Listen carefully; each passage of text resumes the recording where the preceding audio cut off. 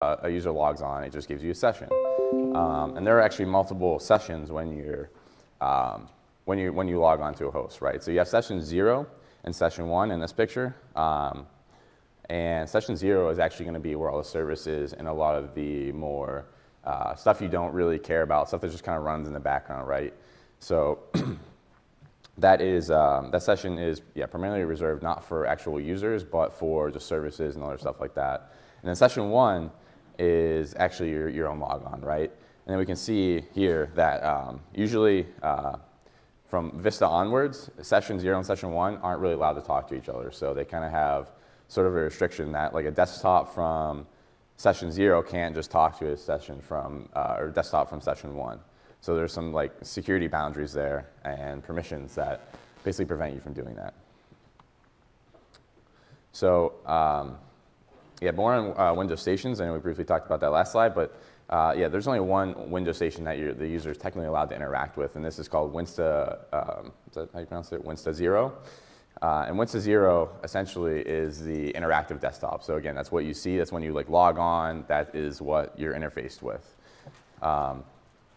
Again, others exist, but these are usually used to load services, and we don't see those. You actually used to be able to, in older versions of Windows, have interactive services that could launch stuff to the interactive desktop, and you could actually like launch like CMD or something from a service and get system that way, but and actually interact with the terminal. But anymore, you can't actually do that. They've have these security boundaries, which we talked about last slide, that kind of prevent you from doing that and interacting with services in that way. So desktops, there are 4 different actual desktops within a session or Windows station. These desktops include WinLogon, which is just your logon screen. So that's like a completely separate desktop in itself. So then once you log in, you get your desktop, right? This is just your regular desktop. Again, it's what you see. And then you have your secure desktop. And this was implemented in Vista and onwards. This is essentially when you go like run as an administrator, you always get that little pop-up, right? And the screen will dim and it'll be like, do you want to do this, blah, blah, blah. And that's actually UAC. So UAC actually, it's funny. It actually takes a screenshot of your desktop. So whatever is running in your desktop, it'll just take a screenshot of it, and then it'll basically set that as a background and like dim it, right? And that will be your secure desktop. So it looks like you're still on your desktop. You're really not. You're in a completely different desktop. So another interesting thing about the UAC desktop is that if you, I guess, you could go in like the registry or just edit the file manually. You could change, if you change like the on-screen keyboard to be like CMD and kind of swap those files, right? You can actually get like a system shell out of just like launching the on-screen keyboard from the UAC desktop. So that's pretty interesting. But yeah, anyway, back to the organization. Processes, they basically actually don't really do the heavy lifting in Windows. They are kind of just there as like containers for threads, which actually do all the processes, like do all the logic and running and everything like that. Processes are just like containers that have like metadata about like the threads that are running. So so they actually don't do, if you kill a process, you're just killing all the threads. And yeah, that's sort of the organizational structure. So hopefully that makes sense. Do you have any questions? What's up?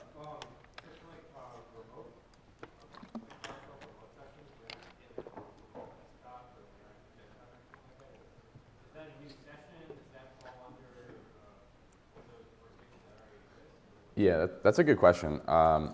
From my understanding, I believe that's an entirely different session, and it's just like a remote session. So it's just, you just don't get a desktop. So you just probably would get your Windows station and then have your processes within that Windows station. So, but it would be a completely different session because your logon is completely different from a different user. So,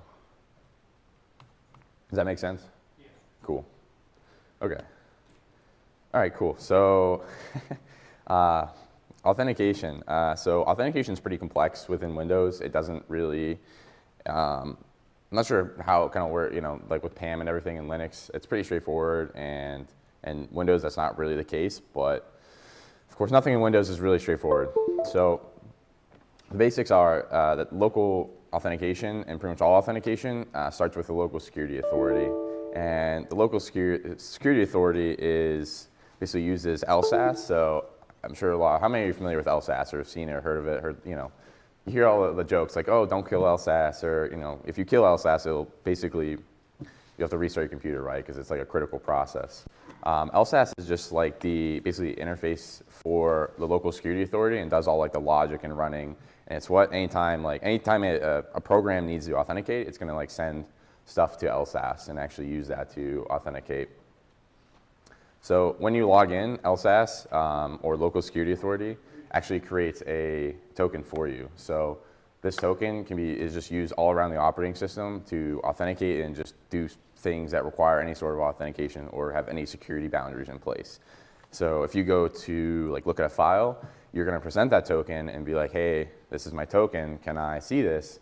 And Windows has permissions right in place that are in the form of, I think, DACLs and the discretionary access control that basically tell you like, okay, this is who can see this file and this is what they can do. And then LSASS is going to compare your token to the DACLs that are in place and going to be like, okay, this guy can read this file, but he can't write to it. Or this guy can write and read, but he can't execute it. Whatever, right? And Windows we went over in like the first Windows presentation, we went over like the basic permissions, right? And there's a ton of different permissions. There's like 10 or 12 or something with the discretionary access, but for the most part, right, your basics are like read, write, execute. But your token is going to be the way that LSASS verifies that you can actually view this file. And then how does it actually create the token or get the account information and verify that your account is correct? It uses this security account manager, and this is just like the SAM database. A fun thing you can always do is if you actually go into, where is it? It's like C System32 or Windows System32, and you go to a certain location in the System32 directory. Forgive me, I can't remember off the top of my head, but you can actually grab two files, the system and the SAM registry backups. And if you combine, you can use a tool called, what is it called? SAMDump2. And if you use those files with SAMDump2, you can actually get all the hashes of all the users, because the SAM and system basically have enough information where, with the SAM you have all the users, and with the system, I believe it provides some other critical information. You can actually combine these two hives and basically get the accounts and the hashes. So it's always a cool exercise to do. And yeah, anyways, moving on. So there's two types of access tokens. There's like your regular kind that when you log in, you just get given. So it just is your basic authentication token. And then you also have a special type of token in Windows called impersonation tokens. And impersonation tokens are pretty much, they're given out when a process comes to another process and is like, hey, I need to, or can I basically have your token, right? Can I make a copy of your token, impersonate your token to use it for something else? And there's obviously permissions with this, and there's different types of impersonation tokens. But like the different levels of impersonation tokens allow you to do different things or give you different permissions with that token. But essentially allows you, with impersonation, you can actually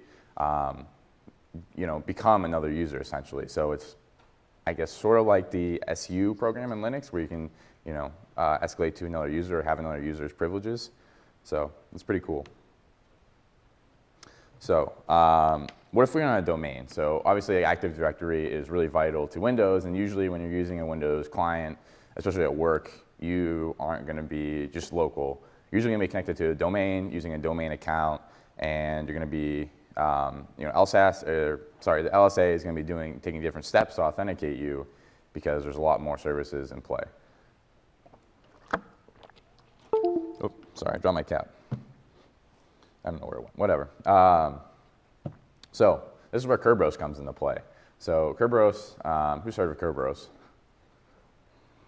Quite a few people.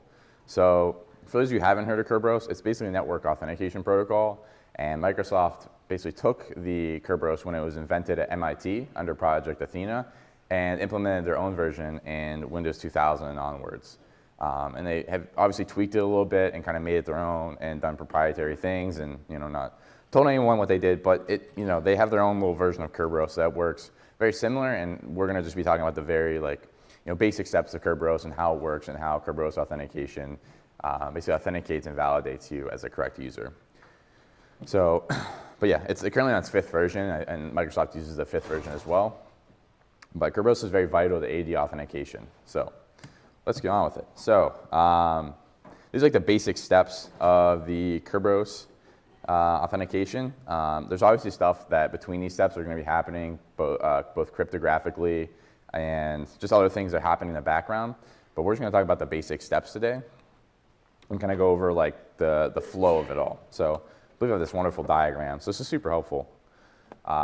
So the first thing that's going to happen is you're going to have your user workstation, and you're going to go out and basically go to domain controller, and you're going to ask for a ticket granting ticket. And this ticket granting ticket is going to allow you to basically then, from then onwards, ask for other tickets for specific services. So we're talking that, like, you know, say like a web server or something, for example. That's a bad example, but just run with me here. You're going to basically go first for a ticket granting ticket, and the domain controller is going to look at that request. And again, there's cryptographic things that are doing on the background, happening in the background. I'm not going to go over, and honestly, Kerberos deserves its own presentation as a whole. But depending on whether your request is valid or not, you're going to get a ticket granting ticket back. Now, from then on, you're going to use that ticket granting ticket to request specific tickets for services. So yeah, so then you're going to, again, go back to the domain controller and say, hey, I want a ticket for this specific service. So you're going to go out to the domain controller and say, I want a ticket for this service, and it's going to reply back with, you know, if you're allowed to access that service and have permission, your credentials are valid, and your ticket granting ticket is valid, you're going to go back and actually ask, or the domain controller is going to come back and give you the ticket for that service. And then we can see here, we then go to the application server, which we have the ticket for, and we send the ticket to it. And basically, before we set up a secure communication and basically set up a channel to communicate with the application server, we're using that ticket to verify our identity and authenticate with the service. And then once the mutual authentication is established, we're good to go. We're good to establish the secure connection, and we can then begin communicating with the server. Now again, there's a lot of stuff happening in the background, like when the ticket granting ticket is between, you know, you sending the ticket granting ticket and you receiving it back, or sorry, you requesting for it and receiving it back. There's a lot of stuff like cryptographically and other stuff that's happening. So again, it probably deserves its own like presentation, because Kerberos is a very wonderful but complex network authentication protocol. So, blah, blah, blah, yep, we went over that.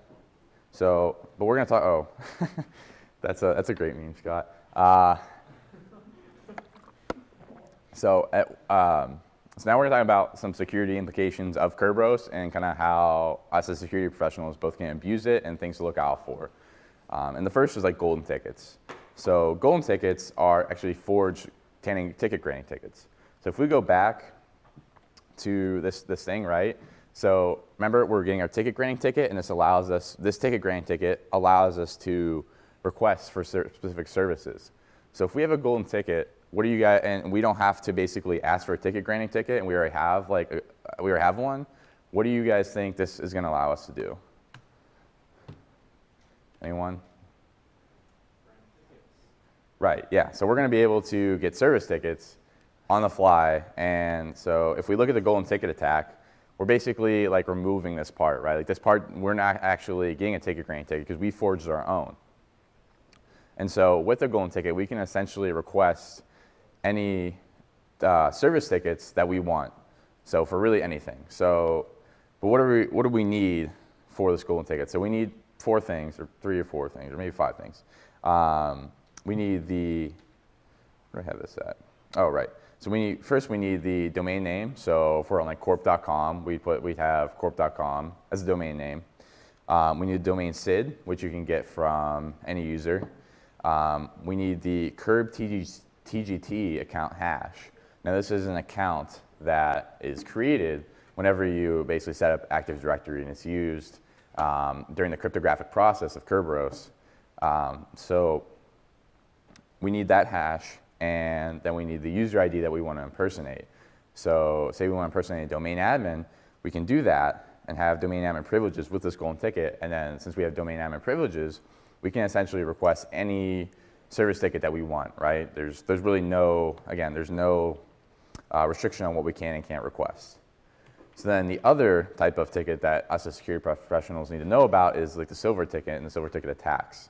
And these are forged service tickets. So if we go to the silver ticket diagram, we can see that there's actually no communication whatsoever with the domain controller. So we're not asking for a ticket. We're not actually asking for a ticket granting ticket. We're not asking for a service ticket. We basically are forging a service ticket and then authentication with that service that we forged the ticket for.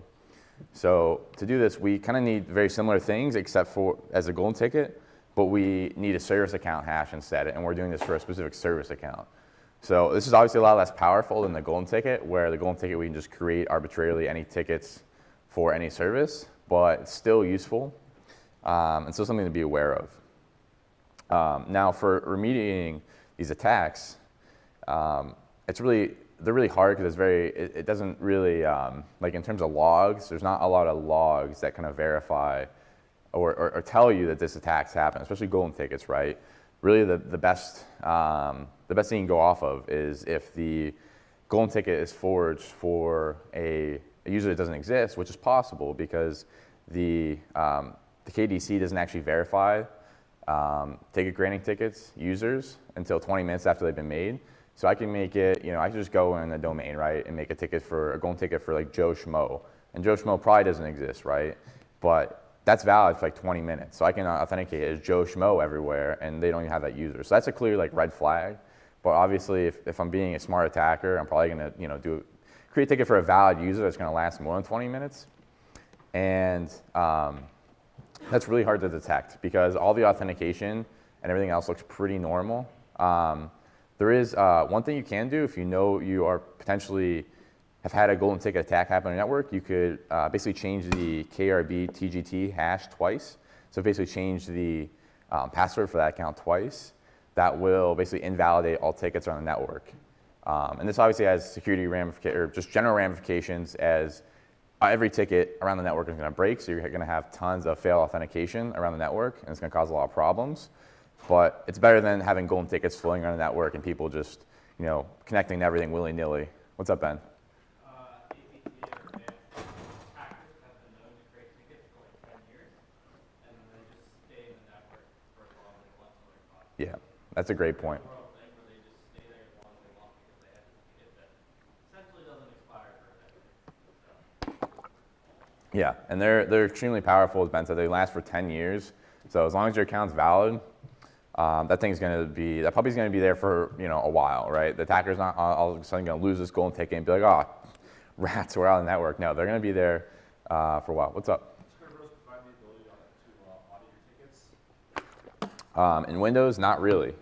You can't. There's really no way to, besides like looking at the authentication logs and seeing who a ticket was created for, and like service tickets that were created.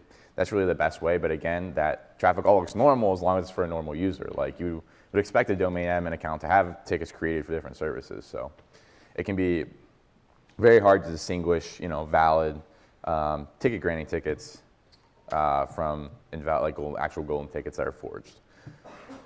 So when we went over that, so now moving on to Windows services. So, excuse me.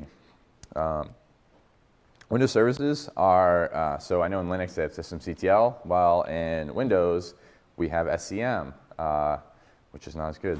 But basically the service control manager manages all services on Windows, and your services are just running background tasks on Windows. So just performing, running services such as like the RDP, like Terminal Service Manager, which is like RDP, right? Or like DNS, those are your services.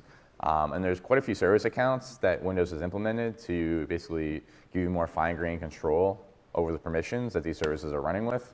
So the two like heavy hitters are Trusted Installer and Local System. Trusted Installer is only going to be found on like Windows 7 and up. I think Vista has it, I believe. I haven't used Vista in a while. But Trusted Installer and Local System are pretty much the same one, but they have a few little different permissions. Then you have local service and network service, and local service and network service just have a lot less permissions than local system, but local service is more for local services that don't need remote connectivity, and network service is for services that need remote connectivity. And as I said in the past presentation for Windows, your local system account is similar to your root account. So it can just do whatever it wants, can give itself permissions or privileges, whatever it needs to do, right? It's pretty much like the root account. So services can also be managed with the SC command line tool. So if you do SC and then what you want to do, there's plenty of different extensions of SC that allow you to perform multiple different actions, and you can pretty much manage all the services, create services, delete services from the command line. So, and then you have SVC host, and SVC host is a process that you'll see if you open up like Process Explorer on Windows, you'll see like 15 of them, and you'll be like, oh my God, like what the hell's happening in my box? Nothing's really happening. These are just actual services that are combined into single processes to save resources, because it's kind of tasking on the system if every service had its own process. So, but a lot of people, or something that people don't often think about or don't know, is that services also have permissions. So these permissions are really confusing and complex, but they're really powerful. And so service permissions basically include like being able to start the service, stop the service, interact with the service, deleting the service, setting the permissions. All these things are configurable with service permissions. And you can actually do things like hiding services with service permissions. So you can use SC, if you're using the command line tool, which is, I think you can do it through the GUI, but it's really confusing. But you can use the command line doing SC show or SC space SD set, and that will allow you to like configure or show the permissions of the services. Then we have drivers. So drivers are sort of similar to services, where I kind of have one after the other. So drivers look like services. If you ever basically do like an SC query, you're going to see a lot of like drivers within that list. But these aren't actually services. They're just their code running in kernel land. So they run under the system process. So I think it's like a PID of 4 on Windows. And system is, or these drivers just basically allow code to run in kernel land and interface with user land. And so this is going to be like there's like device drivers, right? It's like your USB drivers and everything that sets up the USB to user land. And yeah, basically writing in kernel land allows you to access a lot more powerful information and a lot more accurate information, because Microsoft, for whatever reason, decides to restrict the amount of information you can get from user land. Sometimes you have to go to kernel land to get information that you may need for maybe like security reasons or being a developer, whatever you need. If you decide to write a driver, which I did for actually one of my independent studies, there's a lot of security implications that come along with the writing the driver. We'll talk about some of the security features if we get time. I don't want to go too much over. We're at 12:45, but if we get time, there's a lot of like kernel land securities that were implemented in Windows just to protect users from like really malicious things such as like rootkits, bootkits, etc. But yeah. So let's talk about programming in Windows. So there's plenty of different unique languages to program with in Windows. You have your PowerShell, you have your Batch, CSharp, you have Visual Basic and VBScript, and you have C and C++. All these provide just a variety of different ways to interface with the operating system. Usually, like PowerShell and C# are pretty simple, but don't provide you as verbose and as much information as like C and C++. So each of them have like their pros and cons, and it kind of depends like what you need it for. Obviously, if you are writing a driver, you're going to be only able to do that in C and C++. You can't really do that in PowerShell. It wouldn't make any sense, right? So there's pros and cons to each. So starting with C and C#, they use something called the Dotnet Framework. The Dotnet Framework still kind of confuses me sometimes, but it's essentially just like a collection of APIs and like shared code that both PowerShell and C# can use to interface with the operating system. So specifically, it's object-oriented and allows you to use both PowerShell and C# to write code with the .NET Framework. So, and .NET Framework is actually, funny enough, backwards compatible. So for whatever reason, a lot of programs, when you download them, they'll be like, hey, can you install this version of .NET Framework? If you have the most latest and greatest version, you actually don't need to install the older versions. But for whatever reason, a lot of programs require you to do that. But yeah, it's a super powerful framework. And if you are using, oh, I forgot one more thing. It also is providing you a runtime environment for these programs. So like C# is using this runtime environment, basically running inside it. And it's added security and added simplicity for developers. So I'm just going to go through and kind of show like different ways you can create a process with these different different like languages within Windows. So this is actually creating a process in C#. So I'm not a C# expert, but this is pretty straightforward, right? Like you have the process object, so you're creating a new process object, and you're just setting your different options within that object, and then you're starting it, right? Really straightforward, really simple. Your C# is going to be very similar to Java because it's object-oriented. So yeah. And then we have the Win API, which is a C and C++ variant for Windows, and this basically sits below C#. So C# programs are going to go through .NET, and then the .NET Framework is going to call these Win API functions, and it's much lower. So the Win API is much lower, so it gives a lot better information, a lot more accurate information. But unfortunately, it's a lot harder to work with, and it can be a lot of times more difficult, especially if you've never used it or are new to C and C++. There's kind of a learning curve when you're starting out with this. So if we look at creating a process in C and C++ within Windows, we can see it's a lot more complex than this, right? So this is just a function call, right? This isn't even like the variables setting up the variables. This is literally just a function call. So again, you get a lot more fine-grained control over what you get to do in C and with the Win API, but there's kind of a trade-off, right? You're going to spend a lot more time trying to figure out what the hell these things mean if you don't know what they mean, but also like setting everything up and calling actual functions. So then we have the native API, which is like the spooky API. But the native API is oftentimes referred to as like a hidden or secret API. That's not really the case. Microsoft just doesn't want you to use it because they change the native API quite often. And so like a lot of structures and stuff, they will add different parameters of structures, or add, or change the functions and how they work, or change like the different parameters of the pass to a function. So say back in like 2008, you wrote something like a program in the native API, and then you go to run on Windows 10, it's not going to work because the structures and everything are changed. And you actually have to like self-define these structures and self-define these functions. So you actually have to like define everything yourself, because again, Windows doesn't really want you to use these APIs. They prefer you stay away. But there is an advantage to using these APIs in that they provide way, way, way more information, and oftentimes more accurate information than if you're just using the Win API. So an example of this is a get thread information in the API. So we can see that, and actually use this in my event study, we can see that the get thread information, basically, you can pass like a thread information class, which is essentially just like the information that you want from this function. And with this get thread information function, you can only pass it like two different classes. So the thread memory priority class and the thread power throttling class. And so to me, that information isn't really useful because it's just like memory priority and power throttling. Like I don't really care about that, right? Like I'm sure people do, and it's useful in some regard. But to me, as a security professional, if I'm like making a tool for Windows, like this isn't very helpful at all. So that's when the native API comes in, where we can actually use the thread info class, and basically there's no restrictions on what class we can pass it. We can pass it pretty much anything, get any information from any threads that we want. So in this example, they just give like two examples. Was a thread IO is pending, and they give thread subsystem information. There's like two examples.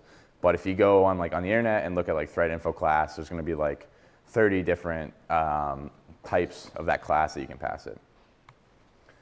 So then we have WMI. So WMI is super powerful and has been in Windows for a very, very long time, and it is the Windows management instrumentation. And this is a very extensive framework that has like SQL-like queries that allow you to basically interface with the operating system and get a variety of information from the operating system. So the general format of WMI is WMIC, which is essentially what you use to interface with the WMI. And then you pass it credentials if you need to. Most of the time you're not going to unless you're doing a remote system, which you can do through WinRM. And then you have your area that you're looking for, so like process or group. And then you have your query string. So we have the example right there. We have WMIC group list brief. And so brief is just going to give you a brief description of all the groups. But it's essentially allowing us to query for all the groups on the operating system using WMIC and SQL-like queries. So another thing WMIC can also do, again, it's really powerful, is allow you to actually call, create and terminate processes. And so you can do that with, for example, you can do WMIC process call create calc.exe. Allow us to just create a process called or allow us to launch a process with calc.exe. So super cool. And then WMI from a security perspective allows us to, for red team and even for blue team, it's something we need to watch out for because red team can abuse it and use it to do a lot of powerful things in the operating system and create a lot of forms of persistence. For example, we have WMI Events, which consists of three things, which are filters, consumers, and filter to consumer bind, which essentially just links the two. And so the filters are basically determines if the events are triggered or not. So this is usually something like if I'm creating malware in WMI, the filter is going to be something that is like if the process explorer.exe exists. So this is essentially just like explorer.exe exists, so a user is logged on. So then I'm going to go to my consumer, which is the action that we actually take if the filter is triggered. And so for consumer, I could just say, hey, run my malware like evil.exe or whatever, right? And then the filter consumer bind, again, just links the two together. So an example of this right here, so this is just like some PowerShell setting up. It's kind of confusing, but just bear with me here. So the one thing to focus on here is like the query up here. So we just are there, we're selecting, basically, we're just checking in that query to see if a user is logged on. And then their consumer, if a user is logged on, then we're going to launch PowerShell and run a command. And then we have our filter to consumer binding at the bottom, which is just binding them together. So we just basically pass our filter and consumer into the object. So last but not least, I guess we're pretty decent on time. So I'll just touch quickly on like some security things I've talked about previously in Windows. I talked about these in previous presentations, but UAC is a big one that was, or essentially a lot of actually features were added in Vista, such as like UAC, resource protection, and kernel protections. And as security professionals, these are kind of important. We don't see them a lot, but for like exploit developers, I know these are things that they oftentimes have to worry about because there's a lot of protections in place that essentially prevent you from in the kernel to both patch it or like load your own drivers or load malicious drivers. So these are all security things we need to be concerned about and worried about. And UAC, again, is the prompt you get when you go run as an administrator. It's user access control. And the Windows resource protection is where trusted installer comes from. And that is essentially allows you to, or prevents you from deleting critical file system or critical Windows programs like CMD, Calc. You can't delete those because they're protected by trusted installer. So I think that's pretty much it. I know we kind of skipped over the last part pretty quick, but does anyone have any questions? I know I just went over a lot. So, hey, what's up? So for the SAM lock tool, would you be able to use SAM dump to be able to get the password for SAM lock? Yeah, so you can use SAM dump 2 to get like hashes of all the users. If you use the system and the SAM hive, you can combine the two and get the hashes of the users, yes.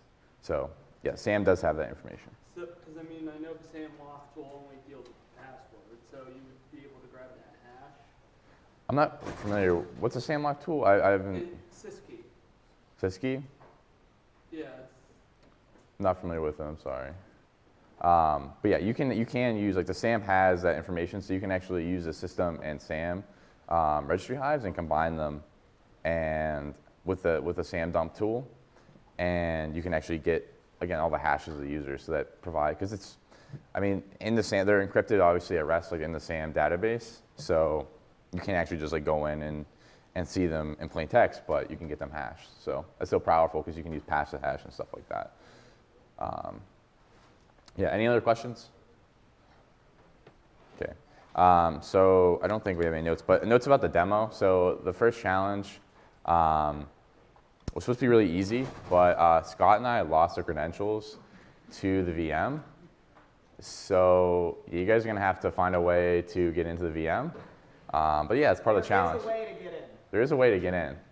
We checked this. But we lost our credentials. So if you guys could get in and get the first flag, then that'd be awesome. So sorry about that. It's on us. And then second and third challenge, trying to remember them. Yeah, the rest are pretty straightforward. If you guys have any questions, feel free to ask me. I made the demo this week, so if it's like completely messed up or doesn't work, don't blame Scott, blame me. You can come, yell at me, make fun of me. Yeah, but the last challenge, the hard challenge is going to be a coding challenge this week. And so it's going to require you to download Visual Studio and get your hands dirty with some of the stuff we talked about prior to, in like the coding section. So hope you're excited for that one. So yeah, you can just submit your code or have us like come look at it or whatever you want. So yeah. Oh, last but not least, this is really important. With the VM, you might run out of like days that the VM is valid for like the registration tool or with like the activation tool in Windows. So if you want to do that, or if you want to like reactivate it and give yourself more days on the VM, you can use like the, what's it called, the SLG manager. I think it's slgmgr.exe, and just do /rearm. I'll post it in Workplace. I'll post a note about Workplace. So if you like, it's like, hey, you need to activate Windows. You don't actually need to activate Windows. You can just rearm the activation tool. So yeah. Anyways, thank you guys for listening. Good luck on the challenges. Let me know if you have any questions. I'll be around.